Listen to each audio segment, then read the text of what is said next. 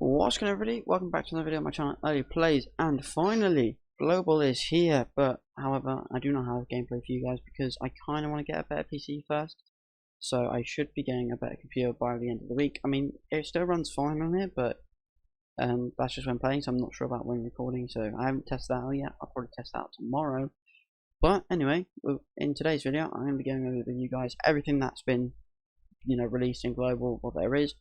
And yeah, that's pretty much it. So to start things off with, which I think is the most crucial thing, well, not really the most thing, but the coin shop units haven't actually been released yet. So like fully, because so in the coin shop there's only the blue Diane and I think this blue barn here.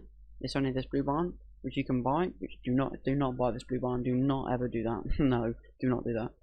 So yeah, there's only the blue Diane and then the blue barn, which is I was a bit confused because I went into the coin shop and I saw that there was Diane, the barn, SR pendants, and the part 1 SR tickets. So I don't know, it was pretty weird to be honest.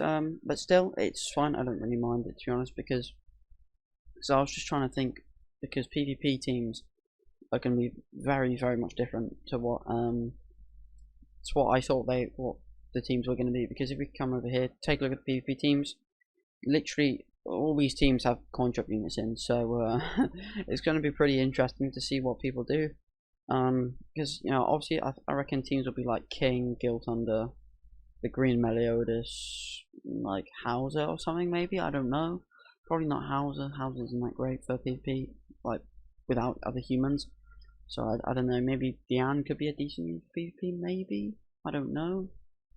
It's going to be pretty confusing to be honest because there's not really a lot of units for you to work with in order to create a very well synergized team in PvP.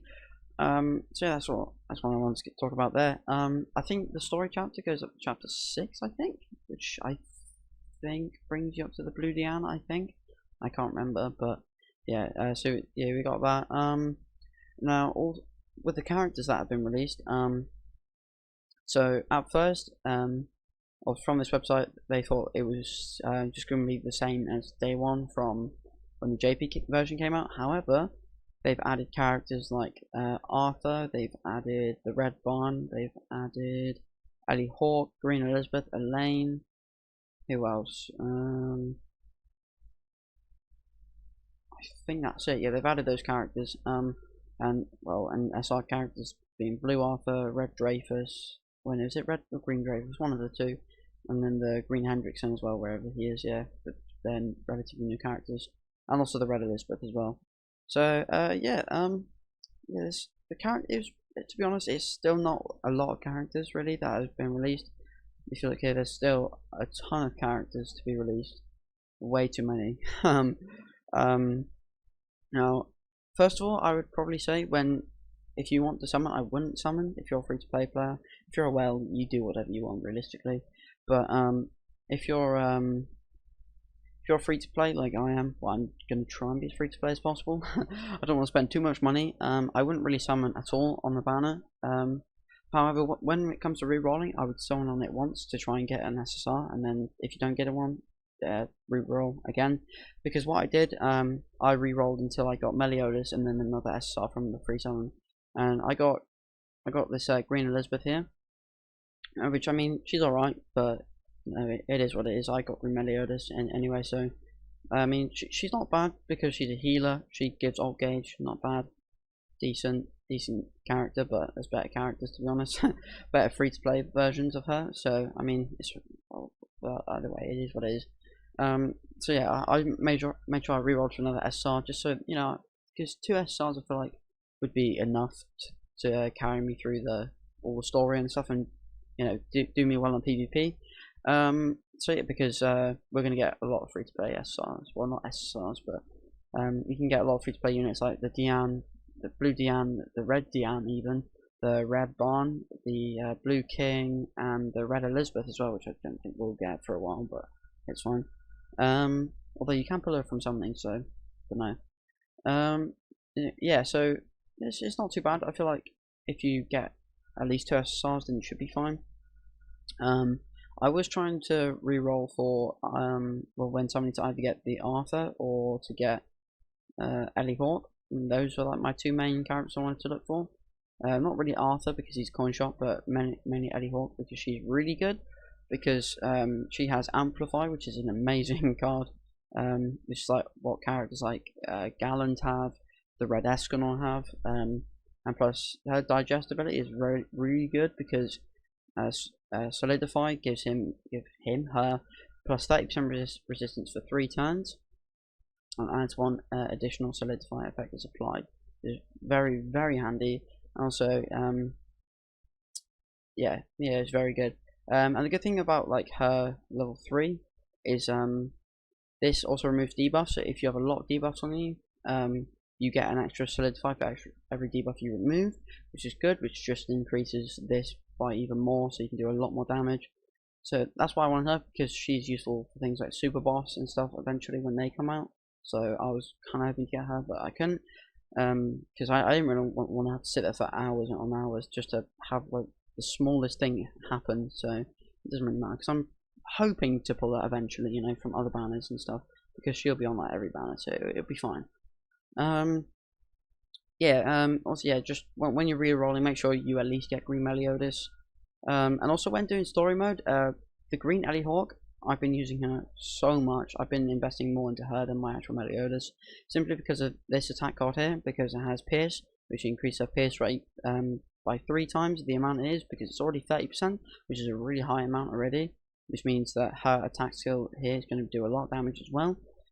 And it means that this AoE is just going to actually destroy through story and just do a lot of damage. And yeah, this Elizabeth Ellie Hawk has been really good, very useful for me. Barely used any other characters except for her. Also I've been using like Hauser and stuff from like friend units, because he's a good AoE unit to use in story. And story tends to be relatively easy, like at the very start, and it has been. I've just been mindlessly playing, and I've gotten a lot of stuff. What else is there? With all this stuff here, the raids obviously aren't out yet. I don't think. Well, the Grey Demon isn't and stuff like that. They're not released. Like with PvP again, there's also there's no coin shop units for you to use. Yeah, that's pretty much everything with global. I think that's pretty much it, to be honest. It's not really much to talk about, because obviously not a lot has been released. Not a lot has been released. But yeah, that's pretty much it. Just trying to think if there's anything else. Yeah, that should be pretty much it. Also, actually, one more thing: when you're like leveling up characters, I would make sure that you invest into your R characters and SR characters, because when you eventually get to things like Training Cave, they are actually really useful. And characters like Twigo, Simon, Ruin, who else? Alioni are actually really helpful characters, because Twigo is actually a very useful character for when it comes to obviously like Training Cave, and his passive is very helpful because he increases strength attribute allies HP by 30%, which is very good, so it's good to have in the back. And also he's actually very useful for the Super Boss Merlin when she comes out, which is very handy. And the same with Alioni, because he boosts the HP attribute allies attack related stats by 10%, which is very helpful, and also has a taunt and can tank a bit, which is very nice. So yeah, I wouldn't write off any SR and R characters, because they still can be very useful, especially at the very start of the game. Because I remember when I played on JP, I used Vinehite so much just because they used double AoE and had Penetrate on his ultimate, so, well, Pierce now. It's just some like hidden gem, like SR characters, just for you to look at, like the SRs. There's obviously all the Elizabeths, they're all really good. Literally every single one of them are good. The red Ellie Hawk's good for Red Demon, green one's good for story mode, and can be used on PvP, I guess. The red one is just good to have in the back, just gets that passive healing, and also does a lot of healing, seals attack skills, which is very good. Gil Thunder again is amazing. Gustav is amazing. Slater is pretty decent because he seals everything except for attack skills, which can be very helpful. Any character like the Jerichos, the Jillian, all that lot, they're very handy because of their passives boosting the attack. of your allies and stuff, which is very handy. Yeah, that's pretty much it. The blue Meliodas is a good character to invest into because he has weakness, so he can do a lot of damage on that if you have a character to help him debuff. And yeah, that's pretty much it. It's been a bit of a short video. It's like I said, I don't really have the tools to.